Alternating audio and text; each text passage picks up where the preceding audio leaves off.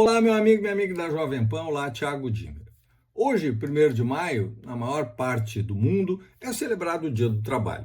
E a história dessa data começa em razão das manifestações que ocorreram na cidade de Chicago em 1886. Naquela época, as condições de trabalho eram absolutamente precárias, insalubres, e a jornada de trabalho, ela ultrapassava 16 horas por dia, inclusive para crianças. Em vários países começaram a surgir movimentos, mobilizações para reduzir o número de horas trabalhadas. E com essa bandeira é convocada uma manifestação, um ato, no dia 1º de maio de 1886. No entanto, esse ato, que é um ato pacífico, ele se transformou num palco de violência com a morte de centenas de trabalhadores em razão da ação da força policial. 8 líderes sindicais são presos e são responsabilizados por essas mortes sem provas concretas. 5 deles foram condenados e executados. Veja, 6 anos depois, essa condenação ela foi anulada porque foi comprovado uma parcialidade da justiça, inclusive com falsos testemunhos, e que levou, na verdade, à libertação dos 3 sobreviventes.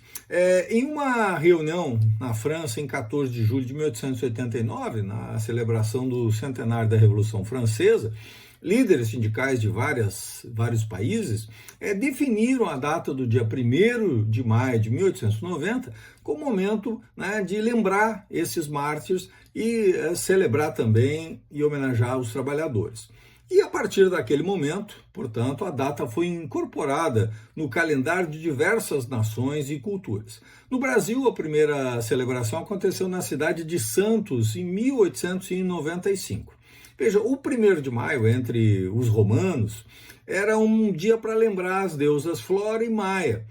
Uma celebração exatamente do início da primavera, dedicado aos cereais e às flores. Uma tradição de alegria, de contato com a natureza que acabou invadindo a Idade Média e estava presente na Europa.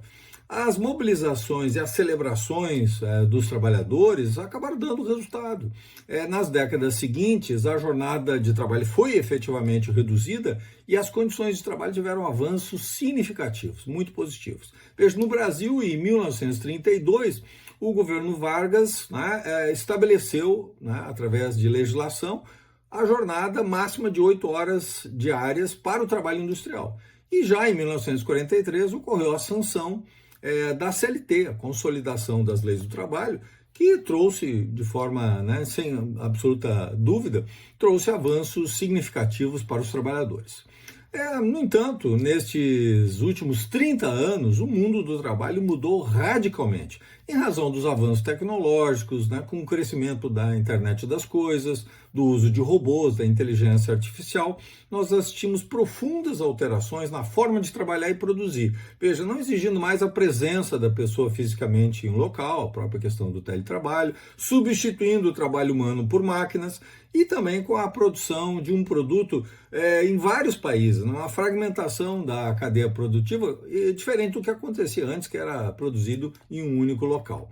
Hoje, cada vez mais, as pessoas elas querem ser empreendedoras, cada vez mais elas se movem pelo paradigma da prosperidade, ou seja, elas não querem esperar que as coisas aconteçam, que caiam do céu, elas buscam realizar seus sonhos sem depender do Estado ou aguardar um emprego em uma grande corporação.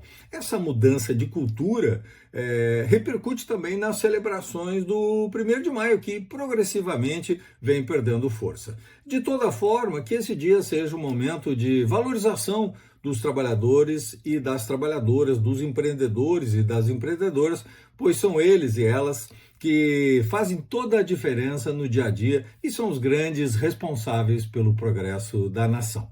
Pense nisso enquanto eu lhe desejo um excelente dia e te parabenizo, trabalhador, trabalhadora, empreendedor, empreendedora, pelo Dia do Trabalhador.